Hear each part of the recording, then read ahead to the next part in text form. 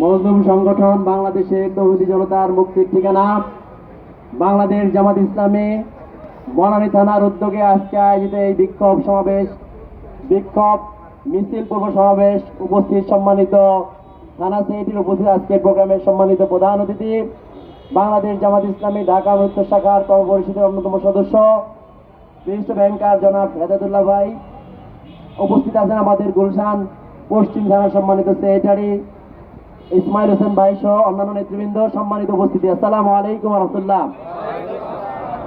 গত 5ই আগস্ট 2024 সালের ঐতিহাসিক ছাত্র জনতার গণবিপ্লবের মাধ্যমে আমরা যে নতুন বাংলাদেশ পেয়েছি, সেই বাংলাদেশে নতুন করে আমরা আর কোন ষড়যন্ত্রের রাজনীতি দেখতে চাই না, ফ্যাসিবাদী রাজনীতি দেখতে চাই না।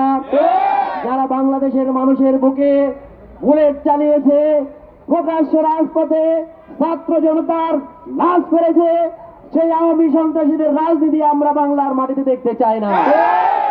বাংলাদেশের মানুষ এই সমস্ত খুনি চক্রের বিচার নিশ্চিত করেই তবে বাসায় ফিরবে।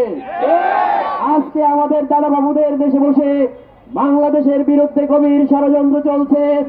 এই ষড়যন্ত্রের ব্যাপারে ছাত্র জনতা, সমস্ত রাজনৈতিক দল যারা বাংলাদেশকে ভালোবাসেন, সবাইকে ঐক্যবদ্ধ থাকতে হবে, সচেতন থাকতে হবে।